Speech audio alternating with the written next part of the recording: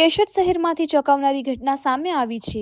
Police station સામે આવેલી હરિપ્રસાદ પરોઠા હાઉસમાં એક ગ્રાહકે મંગાવેલા દાળ ભાતમાં ઈયળ નીકળતા ભારે હોબાળો મચ્યો હતો।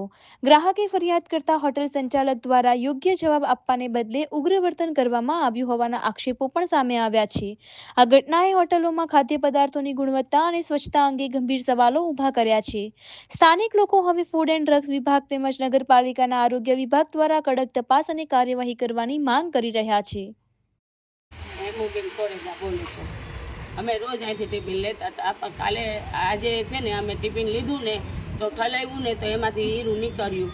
તો હું અહીંયા ભાઈને બતાવવા આવી તો ભાઈને મેં પહેલાં પૂછ્યું કે આવી રીતના જો ડોબરાભાઈ, તો એ ના બોલ્યા નહીં।